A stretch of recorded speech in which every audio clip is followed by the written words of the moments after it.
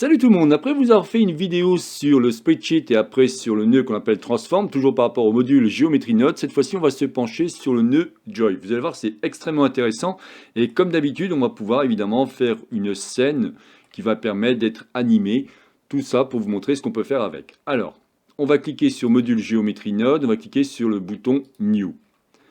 Ici, vous pouvez voir qu'on va avoir ici le groupe input et le groupe output. Ça, si vous savez maintenant. Ce que je ne vous ai pas encore expliqué, c'est que si je fais ça, mais en fin de compte, vous allez quand même pouvoir travailler si vous souhaitez dessus. Par exemple, vous pouvez faire ici Shift A ou alors venir au niveau de Add, choisir un mesh. Un mesh, c'est exactement ici. Pareil, si je fais Shift A, vous avez des types de primitives, de type mesh, curve, surface et ainsi de suite. Et bien là, c'est pareil. Vous en aurez, par exemple, ici, vous allez avoir les meshes. Et si je vais dans primitive, je vais prendre par exemple un cube. Je vais me positionner ici. Et je vais pouvoir avoir ce genre de choses. Alors même si par exemple j'agrandis celui-ci, je fais quelque chose comme ça, lorsque je vais me mettre en mode édition, c'est vraiment ça qu'il faut que vous compreniez, vous allez avoir toujours ce cube qui apparaît ici. Sauf si d'un seul coup, vous venez ici et vous cliquez sur Apply. Dans ces cas-là, vous avez effectivement la forme qui était appliquée. C'est tout à fait normal. Je reviens en arrière.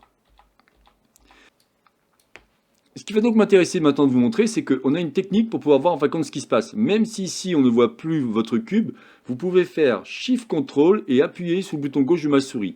Vous avez un nouveau nœud qui apparaît qui s'appelle Viewer. En cliquant ici, vous pouvez le voir affiché ou masqué. À vous de voir. Donc là, j'appuie sur X pour supprimer celui-ci. Déjà, c'est ce qui m'intéressait de vous montrer. Bon. Ensuite, ce que je vais vouloir faire, c'est Shift A et je vais mettre le fameux nœud Transform. Maintenant, vous le connaissez. Je vais directement en Search et je tape Transform. Vous le retrouvez sinon dans Add, vous allez dans Géométrie, cliquez sur Opération et vous le retrouvez ici, Transforme Géométrie. Bien. Donc si je fais ça, ce qui va m'intéresser en fin de compte, c'est d'avoir deux cubes qui seraient par exemple l'un avec l'autre. Alors ce qui serait déjà intéressant, ce qu'il faut que vous compreniez, c'est qu'au niveau du module Geometry Node, c'est comme un modifieur, c'est ce que j'appelle un super modifieur. Mais rien ne vous empêche de pouvoir de suite ajouter un autre modifieur par Generate et dire ici, on va dire Wireframe. Là, je vais faire en sorte de grossir un peu le trait pour avoir quelque chose comme ça. Pourquoi je fais ça? Parce qu'en fin de compte, je vais vous montrer qu'on va pouvoir lier les deux sans aucun problème. Donc venir, on va cliquer où c'est marqué Set Active Modifier. Vous voyez, quand vous cliquez ici sur le petit élément, et on revient dessus. Bien.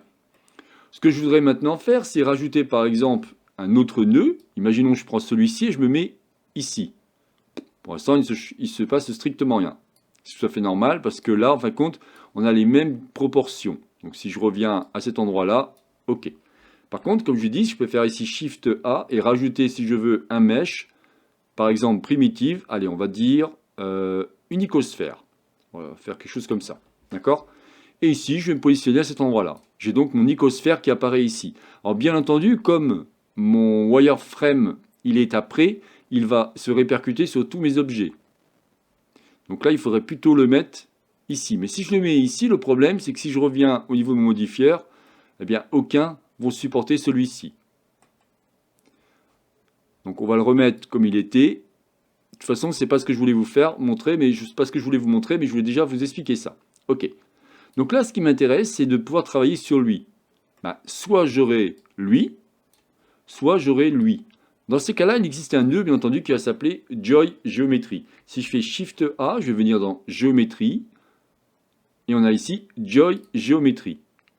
Extrêmement intéressant parce que là, vous allez pouvoir travailler sur deux nœuds à la fois. Deux ou voire beaucoup plus, bien entendu. Si je fais ça et que je mets après l'autre élément à côté, vous voyez que d'un seul coup, j'ai quelque chose comme ça. Vous voyez, de suite, ça donne un style malgré tout. On va le laisser. On va le laisser, c'est pas mal. Ce que je voudrais faire maintenant, c'est prendre ici mon Transform Geometry Node, faire un Shift D, donc je vais dupliquer celui-ci et me positionner à cet endroit-là. Ce que je voudrais faire maintenant, c'est que, comme je vous ai expliqué, j'aime bien à chaque fois vous montrer avec différentes animations pour rendre le truc plus cool. Donc vous connaissez maintenant le nœud Transform et vous connaissez le nœud maintenant Joy, c'est-à-dire celui-ci. Si je le mets en plein écran, voilà ce que ça va donner. C'est extrêmement simple, bien entendu. Je reviens à CTRL barre d'espace pour revenir. Ce que je voudrais faire, c'est qu'au niveau de ma rotation, j'aimerais en fin de compte avoir une rotation de 3 degrés. Je marquais ici 3. Ouais, mais ça fait quoi de faire ça? Bon, j'ai une rotation de 3 degrés. Mais j'aimerais que ma rotation va fonctionner en fonction de ma timeline. Dès que je vais lancer ma timeline, je vais avoir comme une animation par rapport à lui. Comment puis-je faire cela? Ce que j'aimerais maintenant, c'est faire ici Shift A et ajouter un nœud qui va s'appeler Send Time. Extrêmement intéressant car celui-ci va pouvoir travailler soit par rapport au frame, vous avez donc 250 frames qui est égal à 10 secondes, ou alors vous avez ici en secondes. On va travailler plutôt en secondes pour quelque chose de plus intéressant. Et vous allez voir que d'un seul coup, si je lance mon animation en cliquant sur la timeline, vous avez quelque chose comme ça. Vous voyez que de suite, ça donne un style sympa. Bien, et si on allait maintenant un peu plus loin? Alors, on va venir au niveau ici de ma rotation, et là, par exemple, je vais marquer 9 degrés, d'accord? Je vais prendre ici ma rotation, et je vais noter ici Send Time. Cette fois-ci, au lieu de me mettre en secondes, je vais me mettre en frame. Vous allez voir qu'on va avoir un effet complètement différent. Si je lance maintenant ma timeline, vous allez avoir ici mon cube qui va tourner normalement, mais lui, il tourne très vite. Pourquoi il tourne très vite? Parce qu'en fait, quand il travaille par frame, c'est-à-dire qu'à chaque frame, il va me faire une rotation de 9 degrés. C'est pour ça qu'il tourne si vite. Comment puis-je faire pour diminuer celui-ci? Il faut que vous compreniez que ça, c'est très important. Vous voyez ici, on a bien une valeur qui est notée, qui fait 127. Je suis bien à la frame 127 et je suis en flottant. Moi, j'aimerais en fin de compte diviser cette valeur par 2. C'est très bien. Comment on va faire ça? On va cliquer ici sur Add et on va choisir quelque chose qui va s'appeler mathématiques. Donc on cherche dans Math et vous allez avoir quelque chose qui va s'appeler le nœud Math. On va se mettre pour l'instant ici. On va chercher au niveau de Add, on va mettre diviser et on va positionner celui-ci à cet endroit-là. Automatiquement, vous voyez que maintenant j'ai marqué 0,5 et là je vais marquer divisé par exemple par 3. Regardons ce qui va se passer. Je reviens au début et je lance celui-ci.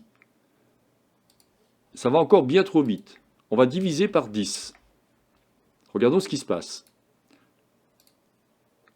Voilà, vous voyez? Là, c'est extrêmement intéressant. Donc ça prouve qu'une chose, c'est ça qui m'intéressait de vous montrer, c'est que si je me mets maintenant en plein écran, voilà ce qu'on a fait ensemble. Alors, c'est très simple, hein, mais bien entendu, croyez-moi qu'on pourrait aller beaucoup, beaucoup plus loin. Mais déjà, je vais vous montrer que assez rapidement, on va pouvoir définir, en fin de compte, par rapport à deux nœuds, qui est le Transform Géométrie et le Joy Géométrie, on peut avoir ce genre de choses. Je vous ai aussi montré qu'on peut rajouter des primitives, puisqu'on peut rajouter des primitives de type Curve, Mesh, Cloud, Point, enfin il y a plein de choses qu'on va pouvoir rajouter.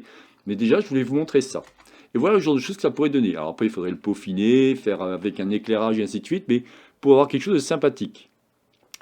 Voilà, écoutez, je n'en dirai pas plus par rapport à cette vidéo. C'est donc la chaîne Blender pour tous, réalisée par Jean-Michel. Si vous avez aimé cette vidéo, n'oubliez pas de liker ou tout simplement vous abonner à ma chaîne. Je vous souhaite une excellente journée et à la prochaine vidéo. Bye bye.